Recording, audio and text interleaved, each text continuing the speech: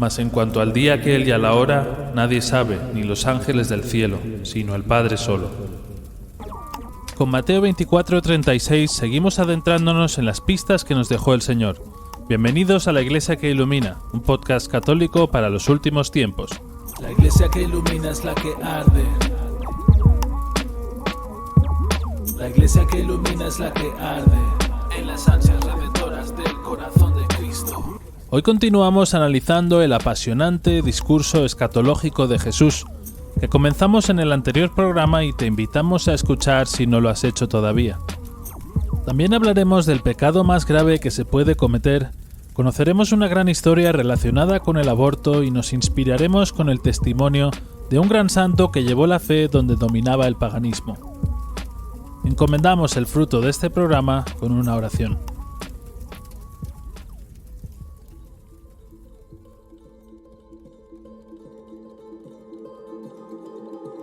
Oh Dios, que no quieres la muerte del pecador, sino que se convierta y viva. Ayúdanos a no caer ni inducir a otros a caer en el error. Que el Espíritu Santo nos recuerde y haga saborear la verdad que has revelado en el tiempo y que no cambie hasta el día de hoy, para no ser engañados por doctrinas extrañas ajenas a ti. Te lo pedimos por medio de María Santísima, Virgen Perpetua. Amén. Luz para mis pasos.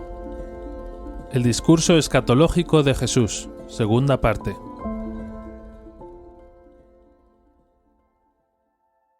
Comenzamos en el programa anterior con la lectura y el comentario del discurso escatológico de Jesús, en el que se anuncian los sucesos que han de ocurrir antes de su segunda venida.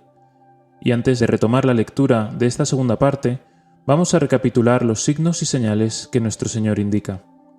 En primer lugar, tenemos lo que el Señor llama el principio de los dolores, que consiste en falsos profetas, rumores de guerras, pueblo contra pueblo y reino contra reino, hambres, pestes y terremotos. Y vimos cómo los santos padres y otros santos entendieron y predicaron estos signos. Después anuncia el Señor: odio, persecución y martirio, confusión, escándalos y traiciones, numerosos falsos profetas que inducen al error, y la proclamación universal del Evangelio. Y tras estas señales, nuestro Señor nos dice que entonces vendrá el fin: abominación desoladora en el lugar santo, huida, gran tribulación, y falsos cristos y falsos profetas que hacen prodigios. Todos estos signos interpretados por la mayoría de exégetas como acontecimientos que sucederán durante el reinado del Anticristo. Se produce en este momento un punto de inflexión, según nos narra San Mateo. Inmediatamente después de la tribulación de aquellos días, el sol se oscurecerá, y la luna no dará más su fulgor. Los astros caerán del cielo, y las potencias de los cielos serán conmovidas. Entonces aparecerá en el cielo la señal del Hijo del Hombre, y entonces se lamentarán todas las tribus de la tierra, y verán al Hijo del Hombre viniendo sobre las nubes del cielo, con poder y gloria grande. Y enviará sus ángeles con trompeta de sonido grande, y juntarán a los elegidos de él de los cuatro vientos, de una extremidad del cielo hasta la otra.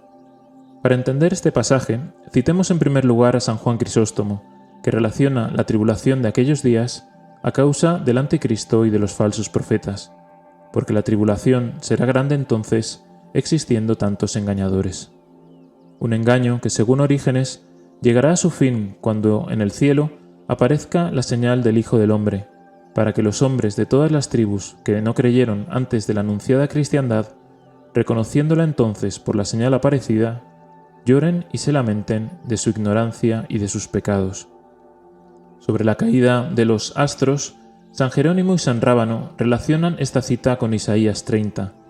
El primero afirma que no caerán, por tanto, a motivo de la disminución de esta luz, pues leemos en Isaías que el sol tendrá una luz 7 veces mayor. Pero todas las cosas parecerán tenebrosas a la vista comparadas con la verdadera luz. Por su parte, San Rábano explica que nada, sin embargo, nos impide entender que el sol y la luna, con los demás astros, han de ser despojados entonces por cierto tiempo de su luz, como consta que aconteció con el sol en tiempo de la pasión del Señor. Por esto, dice el profeta Joel en Joel 2:31, el sol se convertirá en tinieblas, y la luna en sangre, antes que venga el día grande y manifiesto del Señor. Por lo demás, acabado el día del juicio, y brillando la vida de la gloria futura, habiendo un nuevo cielo y una nueva tierra, entonces sucederá lo que el profeta Isaías predice en 30:26. En la misma línea enseña Orígenes: así como cuando se verificó la consumación del sacrificio de la cruz, faltando el sol, la tierra se cubrió de tinieblas, así, al aparecer la señal del Hijo del Hombre en el cielo, faltarán las luces del sol, de la luna y de las estrellas, como consumidas por la magnitud de aquella señal. Debemos entender que esta señal será la de la cruz, para que los judíos, según el profeta Zacarías, en el capítulo 12, y según San Juan, en el capítulo 13, vean al que traspasaron y la señal de su victoria. Pero encontramos también sobre este pasaje varias interpretaciones en sentido espiritual. El propio Orígenes interpreta que el sol que se ha de oscurecer es el diablo, el cual ha de ser acusado en el fin del mundo, porque siendo él tinieblas, simula ser verdadero sol, mas la luna, que parece ser iluminada por este sol, es toda la sociedad de los hombres perversos, que frecuentemente afirma tener la luz y promete darla. Confundida entonces con todos sus reprobados dogmas, perderá su claridad, y todos los que, ora valiéndose de dogmas, ora de falsas virtudes, prometían la verdad a los hombres y los seducían con mentiras, estos han de ser llamados muy oportunamente estrellas que caen, por decirlo así, de su cielo, en donde se encontraban encumbradas, sublevándose contra la sabiduría de Dios. Para mejor apreciar este modo de razonar, usaremos de un ejemplo del libro de los Proverbios que dice: la luz de los justos siempre es inextinguible. Esto es Proverbios 4:18. Mas la luz de los impíos será apagada. Entonces la claridad de Dios se manifestará en todo aquel que llevó la imagen del hombre celeste, y los hombres celestes se alegrarán, mas los terrenos plañirán. También San Agustín entiende un sentido espiritual y expresa que entonces se oscurecerá el sol y la luna no dará su luz, porque la Iglesia no se dejará ver entonces de sus perseguidores impíos y extraordinariamente crueles. Entonces las estrellas caerán del cielo, y las virtudes de los cielos serán conmovidas, porque muchos en los cuales parecía brillar la gracia de Dios, al ser perseguidos se dejarán vencer y caerán, y algunos fieles esforzadísimos se perturbarán. Coinciden San Remigio y San Juan Crisóstomo en que el sonido de las trompetas son una llamada a la resurrección, y Orígenes cita el libro de los Números, concretamente Números 10, 1-10, para trazar una analogía con los sacerdotes que tocaban las trompetas para congregar a la asamblea de Israel. También San Pablo hace referencia a este acontecimiento en la primera carta a los Tesalonicenses 4:16, donde dice: porque el mismo Señor, dada la señal, descenderá del cielo a la voz del arcángel y al son de la trompeta de Dios, y los muertos en Cristo resucitarán primero. Después, nosotros, los vivientes que quedemos, seremos arrebatados juntamente con ellos en nubes hacia el aire al encuentro del Señor, y así estaremos siempre con el Señor. Avancemos de nuevo en el relato de Mateo con una de las parábolas que ya hemos mencionado en programas anteriores. De la higuera aprended esta semejanza. Cuando ya sus ramas se ponen tiernas y sus hojas brotan, conocéis que está cerca el verano. Así también vosotros, cuando veáis todo esto, sabed que está cerca, a las puertas. En verdad os digo que no pasará la generación esta hasta que todo esto suceda. El cielo y la tierra pasarán, pero las palabras mías no pasarán ciertamente. Mas en cuanto al día aquel y a la hora nadie sabe, ni los ángeles del cielo, sino el Padre solo. Y como sucedió en tiempo de Noé, así será la parusía del Hijo del Hombre. Porque así como en el tiempo que precedió al diluvio, comían, bebían, tomaban en matrimonio y daban en matrimonio, hasta el día en que entró Noé en el arca, y no conocieron hasta que vino el diluvio y se los llevó a todos, así será también la parusía del Hijo del Hombre. Entonces estarán dos en el campo, el uno será tomado y el otro dejado. Dos estarán moliendo en el molino, la una será tomada y la otra dejada. Explica San Juan Crisóstomo que no mediará mucho tiempo, sino que inmediatamente acontecerá la venida de Jesucristo frente a lo que el relato evangélico nos cuenta anteriormente, y otra cosa predice también con esto, a saber, el estío espiritual y la tranquilidad que ha de suceder a los justos después del invierno, mas a los pecadores, por el contrario, el invierno después del estío. San Hilario, dándole un sentido místico, explica que la higuera es la sinagoga, y las ramas de la higuera se entienden que son el anticristo, hijo del diablo, porción del pecado, usurpador de la ley, el cual, cuando principiara a reverdecer y a cubrirse de hojas a causa del verdor de los pecados soberbios, entonces está próximo el estío, esto es, se advertirá el día del juicio. Completa esta interpretación San Remigio, diciendo que cuando esta higuera brote nuevamente, esto es, cuando la sinagoga reciba la palabra de la predicación santa, predicándola Enoc y Elías, debemos entender que está cerca el día de la consumación. En este punto, algunos exégetas han visto las dos imágenes de la profecía, la imagen cercana de la destrucción de Jerusalén y la imagen remota de los últimos tiempos, cuando nuestro Señor dice: «En verdad os digo que no pasará la generación esta hasta que todo esto suceda». Entre ellos, San Juan Crisóstomo afirma: «De consiguiente, todas estas cosas fueron dichas acerca de la destrucción de Jerusalén, así como las que dijimos de los falsos profetas y de los falsos cristos, y de todo lo demás que ha de acontecer hasta la venida de Cristo. Mas cuando dijo esto esta generación, no lo dijo por aquella generación que entonces existía, sino por la que constituyen los fieles, pues la Escritura acostumbró a designar la generación, no solamente por el tiempo, sino también por el lugar, por el culto y por el lenguaje. Así como cuando se dice: «Esta es la generación de los que buscan al Señor» en el Salmo 23, con esto indica que perecerá Jerusalén y que será destruida la mayor parte de los judíos, mas ninguna prueba vencerá a la generación de los fieles. ¿Por qué dice el Señor que el cielo y la tierra pasarán? Según San Hilario, porque el cielo y la tierra, por condición de su creación, nada tienen en sí que haga necesaria su existencia, mas las palabras de Jesucristo, deducidas de la eternidad, contienen en sí la virtud de ser permanentes. San Jerónimo enlaza el siguiente pasaje con la ascensión narrada en Hechos 1, cuando interrogado Jesús después de la resurrección por los apóstoles acerca de este día, bien claramente respondió: «No toca a vosotros saber los tiempos y los momentos que puso el Padre en su propio poder». Con ello da a entender que Él lo sabe, pero que no conviene que sea conocido por los apóstoles, para que, estando siempre inciertos de la venida del juez, vivan de tal manera todos los días como si hubiesen de ser juzgados en el mismo día. Orígenes también aporta luz a este versículo, afirmando que el Hijo prepara el conocimiento de aquel día y la hora a los coherederos de sus promesas, para que todos a un mismo tiempo lo sepan, esto es, lo experimenten por la misma cosa, en la hora y en el día que preparó Dios para los que le aman. Sobre la comparación con los días de Noé, San Juan Crisóstomo explica que esto lo dijo dando a entender que vendrá repentinamente e inopinadamente, y cuando muchos estarán entregados al pecado. Esto mismo dice San Pablo en 1 Tesalonicenses 5, porque cuando digan paz y seguridad, entonces les sobrecogerá una muerte repentina. San Rábano aclara que no es aquí que se condenen los matrimonios o las comidas, sino que lo que se increpa es el uso inmoderado de lo que es permitido. Y San Juan Crisóstomo enseña que cuando venga el anticristo, los apetitos más indecentes tendrán aceptación en aquellos que a la sazón serán hombres inicuos quienes desesperarán de su propia salvación. Y por lo mismo pone un ejemplo que viene muy a propósito a este caso. Cuando pues se construía el arca, estaba puesta a la vista de todos, prediciendo los males futuros, mas los hombres malos no lo creían y se entregaban a la disipación, como si ningún mal fuese de venir.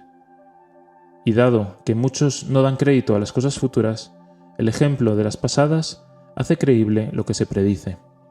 Sobre los dos que están juntos, uno es tomado y el otro es dejado, podemos encontrar diferentes interpretaciones, y como en pasajes anteriores, algunas son más literales y otras hacen referencia a un sentido espiritual.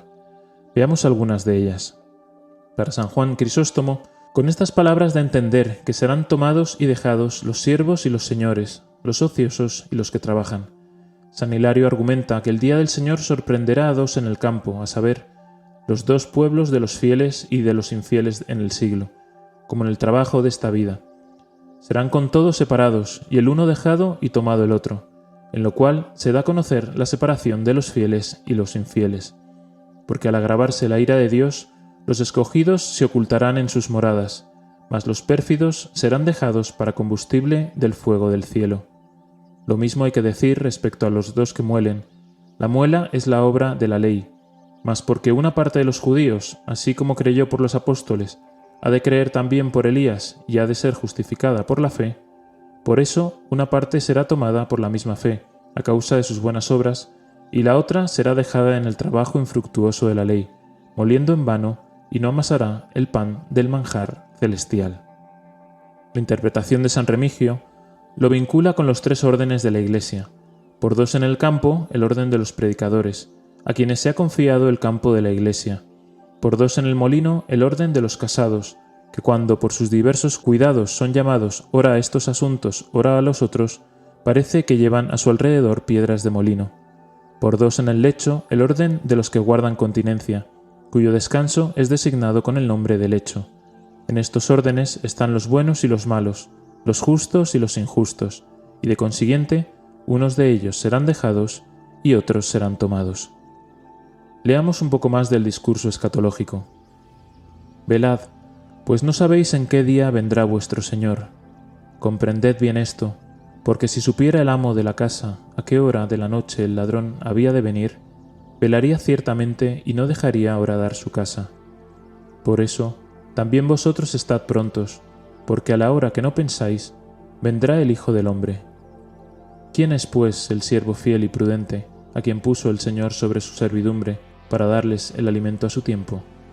Feliz el servidor aquel, a quien su Señor al venir hallare obrando así. En verdad os digo, lo pondrá sobre toda su hacienda. Pero si aquel siervo malo dice en su corazón, se me retrasa el Señor, y se pone a golpear a sus consiervos y a comer y a beber con los borrachos, volverá el Señor de aquel siervo en día que no espera y en hora que no sabe, y lo separará y le asignará su suerte con los hipócritas. Allí será el llanto y el rechinar de dientes. ¿Qué significa velad? Nos lo explica San Gregorio Magno cuando dice que vela el que tiene los ojos abiertos en presencia de la verdadera luz. Vela el que observa en sus obras lo que cree. Vela el que ahuyenta de sí las tinieblas de la indolencia y de la ignorancia. Y San Agustín aporta un matiz importante. El Señor no dijo, velad tan solo a aquellos a quienes entonces hablaba y le oían, sino también a los que existieron después de aquellos y antes que nosotros, y a nosotros mismos, y a los que existirán después de nosotros hasta su última venida, porque a todos concierne en cierto modo, pues ha de llegar aquel día para cada uno. Y cuando hubiera llegado, cada cual ha de ser juzgado así como salga de este mundo, y por esto ha de velar todo cristiano, para que la venida del Señor no le encuentre desprevenido, pues aquel día encontrará desprevenido a todo aquel a quien el último día de su vida le haya encontrado desprevenido. Orígenes comenta la parábola del ladrón en la noche, advirtiéndonos del peligro del racionalismo con estas palabras. El padre de familia es el entendimiento del hombre, y la casa de éste es el alma, mas el ladrón es el diablo. Es, pues, contrario, todo razonamiento que no penetra en el alma del hombre negligente, por la entrada natural, sino como quien mina la casa, destruyendo primero ciertas defensas naturales del alma, esto es su inteligencia natural, y habiendo penetrado por la misma brecha, despoja al alma. Algunas veces, encuentra alguno al ladrón en la misma perforación, y asiéndole y dirigiéndole palabras agresivas, lo mata. El ladrón no viene durante el día, cuando el alma del hombre solícito está iluminada por el sol de la justicia, sino por la noche, esto es, en el tiempo en que todavía permanece su malicia. Cuando el ladrón quiere minar la casa del alma, suele venir principalmente en el tiempo de las tentaciones o de cualesquiera otras calamidades. San Gregorio Magno enseña que el ladrón mina la casa sin saberlo el padre de familia, porque mientras el espíritu duerme sin tener cuidado de guardarla, viene la muerte repentina y penetra violentamente en la morada de nuestra carne y mata al señor de la casa a quien halló durmiendo. Porque mientras el espíritu no prevé los daños futuros, la muerte, sin él saberlo, le arrastra al suplicio. Mas resistiría al ladrón si velase, porque precaviendo la venida del juez, que insensiblemente arrebata las almas, le saldría al encuentro por medio del arrepentimiento para no morir impenitentemente. Quiso pues el Señor que la última hora sea desconocida, para que siempre pueda ser sospechosa, y mientras no la podamos prever, incesantemente nos preparemos para recibirla. Hemos leído que el Señor lanza una pregunta. ¿Quién creéis que es el siervo fiel y prudente, a quien su Señor puso sobre su familia, para que les dé de comer a tiempo? San Hilario tiene muy clara la respuesta, cuando afirma que aunque el Señor nos había exhortado en general a vivir con mucha vigilancia, encomienda de un modo especial a los príncipes de su pueblo, esto es, a los obispos, la solicitud en la expectación y su venida, pues el siervo fiel y cabeza prudente de su familia significa el pastor que provee de lo útil y conveniente al rebaño que le está acometido. En esto vemos la especial responsabilidad que tienen los obispos en los últimos tiempos, a quienes el Señor exige aquí dos cosas, según San Juan Crisóstomo. Exige prudencia y fidelidad. Llama en verdad fiel aquel que no se apropia de nada de lo que pertenece a su Señor, ni gasta inútilmente sus cosas, y llama prudente aquel que conoce el modo con que conviene administrar lo que se le ha confiado. San Rábano aclara el sentido de la parábola explicando que el Señor es Jesucristo, la familia que constituyó es la Iglesia Católica.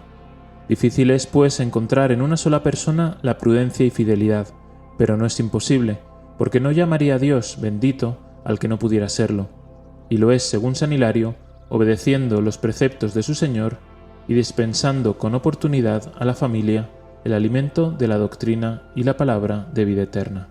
Y al que así obre, lo pondrá el Señor sobre toda su hacienda, no para que gocen solos, dice San Rábano, sino para que gocen sobre los demás del premio eterno, ya por su vida ejemplar, ya también por el cuidado que tuvieron de su grey.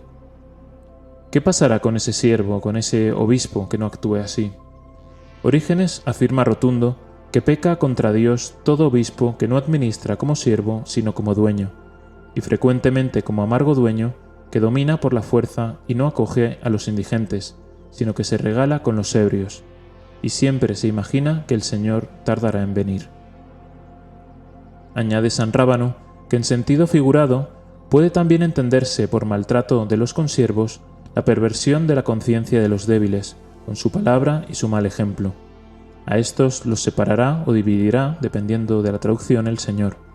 San Jerónimo entiende en estas palabras que no se ha de entender que le partirá con la espada, sino que le separará de la comunión de los santos.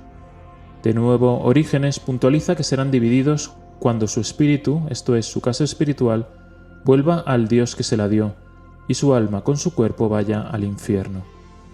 Añade San Jerónimo que tendrán su parte con aquellos que estaban en el campo y que molían, y sin embargo fueron abandonados, pues muchas veces decimos que el hipócrita es una cosa y manifiesta otra, así como el campo y en la muela parecía que hacían lo mismo, pero el resultado demostró diferente intención. Creo que no es casualidad que nuestro Señor diga que a estos siervos infieles les asignará su suerte con los hipócritas, calificativo que, como hemos visto en programas anteriores, se aplica principalmente a los falsos doctores y a los falsos profetas. Terminamos esta sección con un planteamiento que nos ofrece San Agustín, para que entendamos qué actitud es la más perfecta según el Evangelio. Pongamos ante nuestros ojos tres siervos buenos que desean su venida.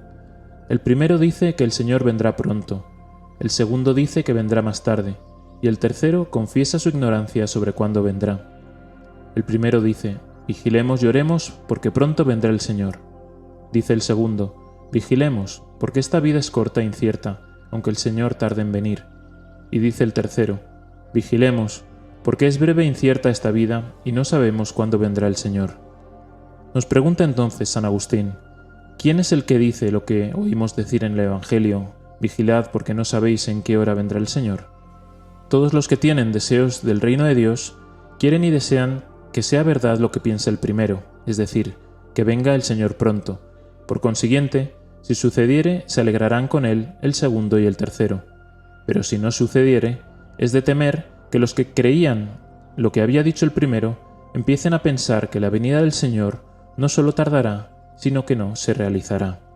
El que cree lo que dice el segundo, de que el Señor tardará en venir, si resultase falso, no prevaricará en la fe, sino que gozará de una alegría inesperada. Pero el que como el tercero confiesa ignorar lo que sucederá, desea aquello y tolera esto, no hiere en uno ni en otro, porque no afirma ni niega ninguna de las dos cosas. Pidamos al Señor que actuemos como los siervos fieles y prudentes, para que cuando Él vuelva, sea pronto, sea tarde, o sea cuando no sabemos, nos encuentre velando y orando, para que nuestra alma no caiga en manos del ladrón maligno que quiere su perdición. Pidamos también de forma especial por nuestros obispos, para que el Señor les ayude a ser pastores fieles y no huyan por miedo ante los lobos.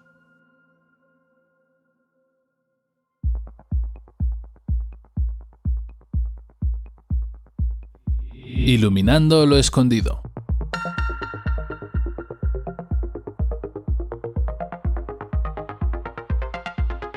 Buenas a todos, una semana más a Iluminando lo escondido. Esta vez vamos a hablar de un tema muy importante y preocupante hoy en día, el aborto. Y para ello vamos a contar la conversión de Bernard Nathanson, un médico estadounidense que fue responsable de la muerte de 75.000 niños no nacidos. Nacido en 1926, Bernard, hijo de un prestigioso médico judío especializado en ginecología, creció en un hogar sin fe y sin amor, debido a que su padre abdicó de la fe tras estar en contacto con el ambiente escéptico y liberal de la universidad. En su familia imperaba demasiada malicia, conflictos y odio. Estudió medicina en la Universidad de McGill en Montreal, y en 1945 se enamoró de Ruth, una joven y guapa judía, con la que hizo planes de matrimonio. La joven, sin embargo, quedó embarazada, y cuando Bernard escribió a su padre para consultarle la posibilidad de contraer matrimonio, este le envió 5 billetes de $100 con la recomendación de que eligiese entre abortar o ir a los Estados Unidos para casarse, lo cual comprometería la brillante carrera que le esperaba como médico. Bernard decidió apostar por su carrera y convenció a Ruth de que abortase. No la acompañó a la intervención abortiva, y Ruth volvió sola a casa, en un taxi, con una fuerte hemorragia, con la que estuvo a punto de perder la vida. Al recuperarse, casi milagrosamente, ambos dieron por terminada su relación. Este fue el primero de los muchos encuentros que tuvo Bernard con el aborto a lo largo de su vida. Después de graduarse, Bernard hizo sus prácticas en un hospital judío, y más tarde pasó al Hospital de Mujeres de Nueva York, donde entró en contacto con el aborto clandestino. Para entonces ya había contraído matrimonio con una joven judía, con la que acabaría divorciándose a los pocos años.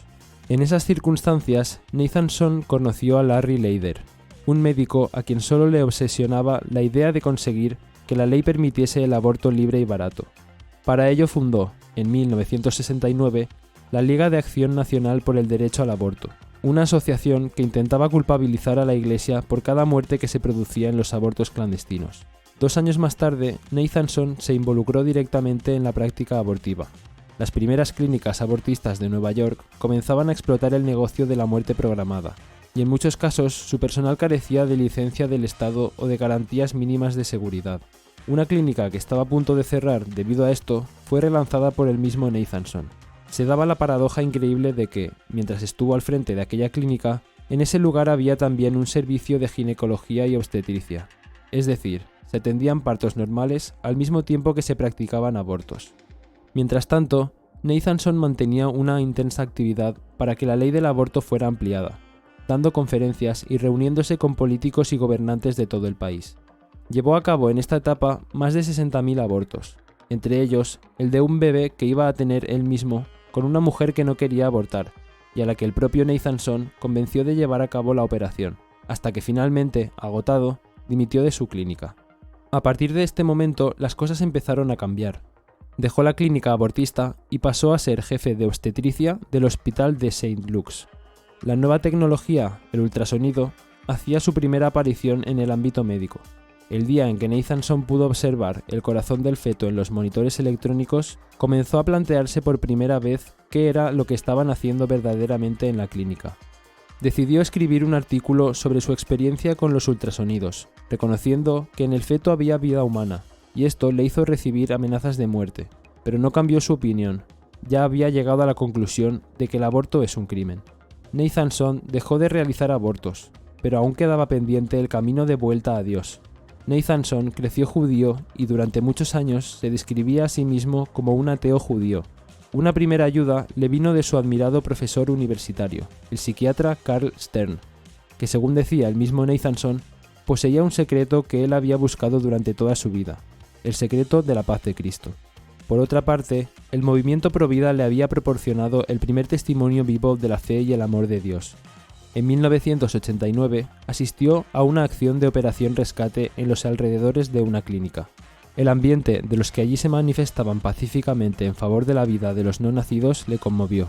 Dijo textualmente: «Empecé a considerar seriamente la noción de Dios, un Dios que había permitido que anduviera por todos los proverbiales circuitos del infierno, para enseñarme el camino de la redención y de la misericordia a través de su gracia». Pronto, el médico acabó leyendo las Confesiones de San Agustín, libro que calificó como alimento de primera necesidad. A raíz del movimiento Provida, se puso en contacto y empezó a hablar periódicamente con el padre John McCloskey, del Opus Dei. No le resultaba fácil creer, pero lo contrario, permanecer en el agnosticismo, le llevaba al abismo, ya que sentía que el peso de sus abortos se hacía más gravoso y persistente. Finalmente, el 8 de diciembre de 1996, solemnidad de la Inmaculada Concepción, a las 7:30 de la mañana, en la cripta de la Catedral de San Patricio de Nueva York, el Dr. Nathanson se convertía en Hijo de Dios. Entraba a formar parte de su iglesia, cuerpo místico de Cristo.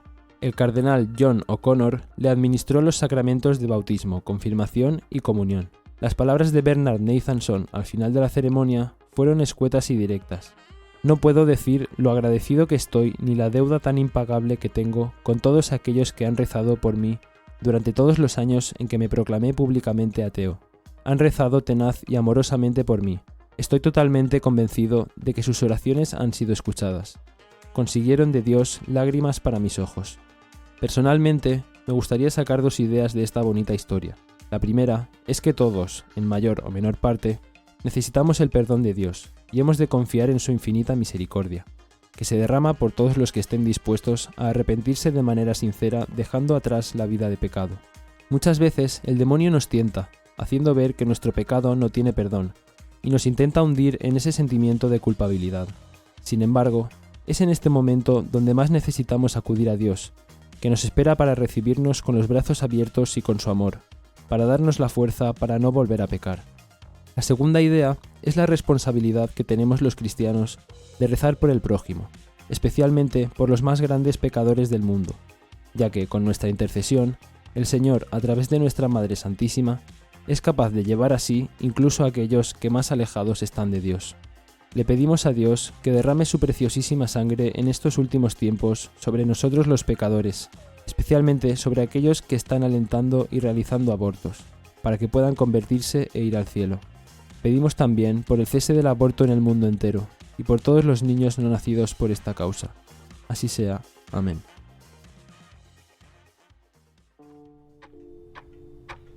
Bienvenido a la máquina del tiempo. La cita que traemos esta semana es Isaías 42, 8-9, que dice así: «Yo soy Yahvé, este es mi nombre. No doy mi gloria a ningún otro, ni mi honor a las imágenes fundidas. Se han cumplido ya las predicciones anteriores. Ahora anuncio cosas nuevas que os doy a conocer antes que sucedan». En este programa y en el siguiente, con un pasaje diferente, quiero intentar exponer la importancia que tiene el primer mandamiento, amar a Dios sobre todas las cosas, en la historia del pueblo de Israel, de la Iglesia y también de la historia personal de cada uno de nosotros, como también, por supuesto, en los últimos tiempos. La idolatría es el pecado más grave que se puede cometer, pues significa quitarle a Dios su gloria, su honor, sus derechos de creador y de salvador, y dárselo a cosas o personas que también fueron creadas y o salvadas por Dios. Dios es un Dios celoso, como se dice por ejemplo en Éxodo 25, lo que significa que, como podemos ver en el primer versículo de la cita que traigo, no da a nadie lo que es suyo, pues solamente Él es Dios y no permite que se adore o que se ponga en primer lugar a algo o a alguien que no es Él. Esto es muy justo, pues de Él proviene todo, y sin Él nada fue hecho, como leemos en el Evangelio de Juan, capítulo 1, versículo 3. En el Antiguo Testamento, la idolatría se basa primordialmente en adorar ídolos y dioses extranjeros de los pueblos que habitaban alrededor de Israel, pero Jesucristo en el Evangelio nos advierte de que la idolatría es también poner en el corazón cualquier cosa por encima de Dios. Es decir, si nos preocupamos más por el dinero, la familia, la carrera laboral, si tenemos vicios que no intentamos desarraigar del corazón, eso también es idolatría, pues ya no estaríamos amando a Dios con todo nuestro corazón, con toda nuestra alma y con todas nuestras fuerzas, como se lee en Deuteronomio 6:5. Jesucristo dice en Mateo 10, 37 a 39, «Quien ama a su padre o a su madre más que a mí, no es digno de mí, y quien ama a su hijo o a su hija más que a mí, no es digno de mí. Quien no toma su cruz y me sigue, no es digno de mí. Quien haya su vida la perderá, y quien pierde su vida por mí la hallará». En la Biblia, a la idolatría se le llama también prostitución, pues la fidelidad a Dios se puede comparar con el matrimonio, donde la mujer seríamos cada uno de nosotros, el pueblo de Israel o la Iglesia, que al mantenernos fieles al esposo, es decir, a Dios, participamos de sus mismos derechos y bienes, porque como dice la Escritura en Génesis 2:24, «Por eso dejará el hombre a su padre y a su madre, y se adherirá a su mujer, y vendrán a ser una sola carne». Y como dice San Pablo en Efesios 5:32, ese pasaje se aplica a Cristo y a su Iglesia, y como el Padre ha sometido todo bajo el poder de Cristo, nosotros al demostrar nuestra fidelidad a Cristo, participaremos de esa autoridad. El esposo tiene el encargo de amar a su esposa y dar la vida por ella, según leemos en Efesios 5:25, como hizo nuestro Señor Jesucristo en la cruz, mientras que la mujer debe sujetarse a su marido como al Señor, porque el varón es cabeza de la mujer, como Cristo cabeza de la Iglesia, Salvador de su cuerpo. Efesios 5:22 a 23. En estos tiempos de apostasía, vemos cómo estos roles están totalmente transformados, con el consiguiente daño que vemos que se ha producido en las familias. Los maridos cada vez son menos generosos y amorosos hacia sus esposas, y a las mujeres se les enseña a ocupar el puesto de los maridos, como si de un privilegio se tratase. Tanto la vocación del marido como la de la mujer es de donación y servidumbre el uno hacia el otro y no de poder. Si no vivimos esa relación en nuestras familias, muy difícilmente la viviremos en la religión. Un ejemplo de esto es el debate que se genera sobre el diaconado femenino y el rol de la mujer en la Iglesia, que en realidad es una lucha de poder y soberbia, en vez de humildad y mansedumbre. El ejemplo nos lo pone una vez más Jesucristo, que no vino a ser servido, sino a servir. Mateo 20:28. Y la Iglesia debe servir a Cristo, pues por medio de él obtenemos la vida eterna. Para entender mejor todo esto es importante leer el capítulo 5 de Efesios, donde San Pablo lo explica extraordinariamente. Entonces, si la mujer no sirve a su marido, sino que se va tras otros amores que en realidad son vicios, viene a ser una prostituta. Llevado al campo espiritual, cada vez que pecamos o que abandonamos a Dios y su ley, para buscar placeres mundanos, nos prostituimos y nos hacemos odiosos al Señor. Si persistimos en nuestro pecado, Dios no tendrá más remedio que dejarnos fuera, en la oscuridad, donde será el llanto y el rechinar de dientes, pues la prostituta pertenece en la calle. Sin embargo, si nos arrepentimos, Dios, que permanece siempre fiel, está pronto a recogernos de la calle para darnos el hogar y los cuidados de esposa que Él desea para nosotros. En cuanto a las últimas frases de la cita que expongo, se han cumplido ya las predicciones anteriores. Ahora anuncio cosas nuevas, que os doy a conocer antes que sucedan. En el Antiguo Testamento, Dios habla a Moisés y al pueblo elegido, y les anuncia lo que les pasará, tanto si se mantienen fieles como si van tras otros dioses. Y esto se cumple a rajatabla en toda la historia de Israel. ¿Cuáles son las cosas nuevas que Dios nos da a conocer antes de que sucedan? Se puede referir a las enseñanzas de Jesús en los Evangelios, como estamos viendo en el discurso escatológico, y al libro del Apocalipsis, donde se detallan las bendiciones para los fieles y las maldiciones para los infieles en los últimos tiempos. En Apocalipsis 17, el apóstol San Juan nos habla de la gran ramera, con la que han fornicado los reyes de la tierra, embriagándose los moradores de la tierra con el vino de su prostitución. ¿Quién es esta gran ramera? Como hemos visto anteriormente, es la que es infiel al marido, para en este caso buscar placer en los reyes de la tierra, es decir, abandona a su esposo espiritual para contaminarse con la podredumbre de los bienes perecederos. La gran ramera es la Iglesia, como afirma Straubinger en sus notas sobre este pasaje, que dice así: la gran ramera Babilonia es representante del mundo anticristiano, en particular de la ciudad de Roma, levantada sobre 7 montes, como la bestia sobre la cual se sienta la ramera grande. En tiempo de San Juan, ella era la capital del mundo y centro de la corrupción pagana. Varios autores, entre ellos San Roberto Bellarmino, creen que en los últimos tiempos Roma volverá a desempeñar el mismo papel que en los tiempos de los emperadores. Fin de la cita. En las apariciones de la Salet, aprobadas por la Iglesia, la Virgen hace referencia a esto diciendo que Roma perderá la fe y se convertirá en la sede del Anticristo. No nos referimos a la una, santa, católica y apostólica Iglesia, que es la que sirve fielmente a Cristo a pesar de las tribulaciones, y que en el final de los últimos tiempos será muy minoritaria, sino la falsa iglesia que saldrá de los nuestros, pero no será de los nuestros, como dice San Juan en su primera carta, capítulo 2, versículo 19, y que, como saldrá de la verdadera iglesia, muchos serán engañados y pensarán que verdaderamente están dentro de la iglesia. La iglesia es la que posee todos los tesoros espirituales, pues el mismo Cristo la instituyó y le dio los sacramentos para que dispensara su gracia a sus miembros para la salvación de sus almas. Pero como estamos viendo en estos tiempos, la falsa iglesia está abandonando todos esos tesoros para mezclarse con el mundo. Lo vemos con la Pachamama, Amoris Laetitia, Fiducia Supplicans, el pacto con el gobierno comunista de China, la adhesión y fomento de la Agenda 2030, etc. Pidamos al Esposo que nos preserve de las lisonjas del mundo, para que seamos fieles a nuestro Señor Jesucristo y podamos participar de nuestras bodas con el Cordero, por medio de la Santísima Virgen María, esposa fidelísima del Espíritu Santo. Amén.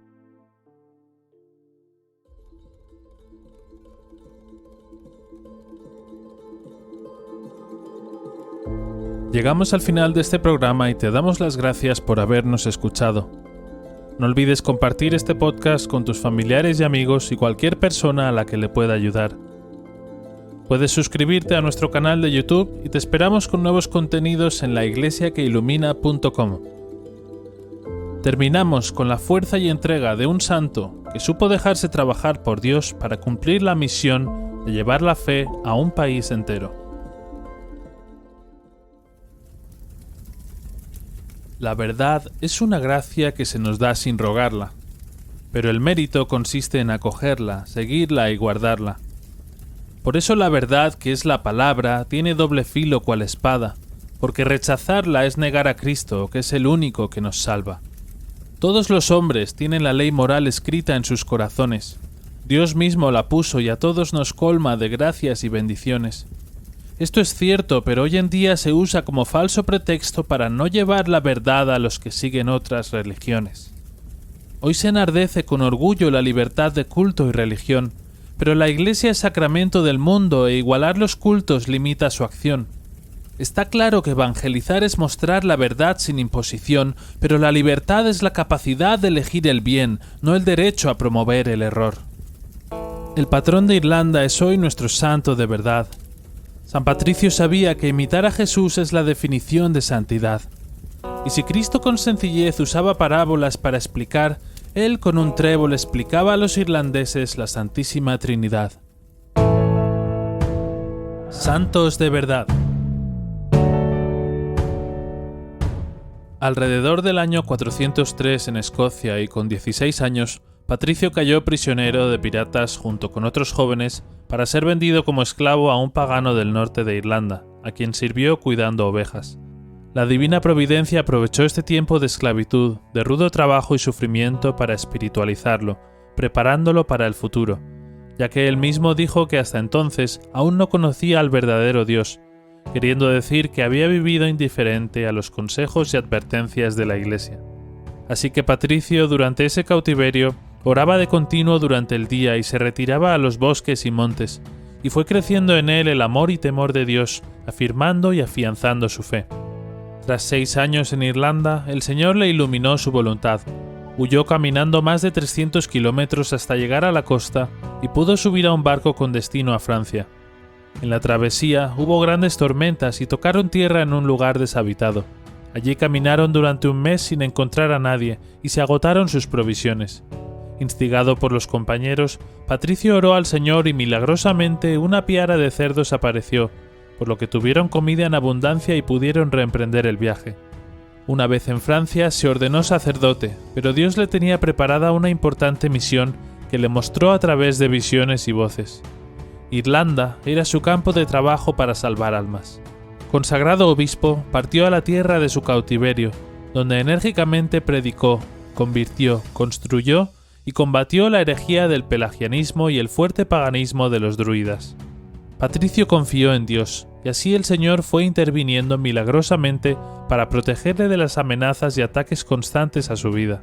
Por su lenguaje sencillo al evangelizar y el don de hacer milagros, Patricio logró muchas victorias sobre sus oponentes paganos y hechiceros, haciendo posible la conversión de muchos.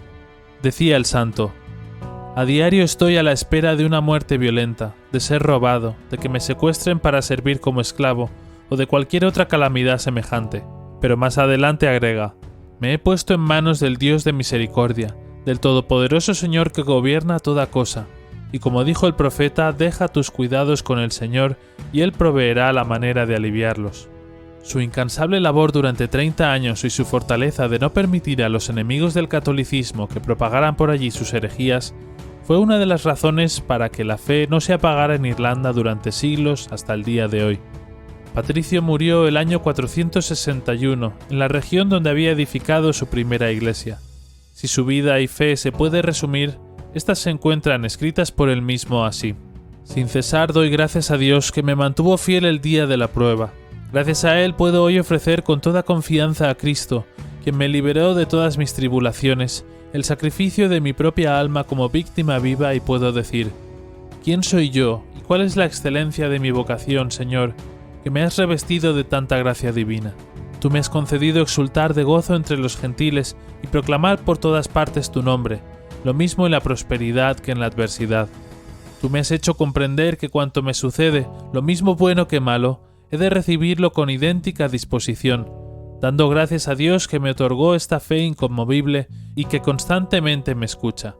Tú has concedido a este ignorante el poder realizar en estos tiempos esta obra tan piadosa y maravillosa, imitando a aquellos de los que el Señor predijo que anunciarían su evangelio para que llegue a oídos de todos los pueblos.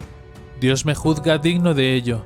Estoy dispuesto a dar mi vida gustoso y sin vacilar por su nombre, gastándola hasta la muerte.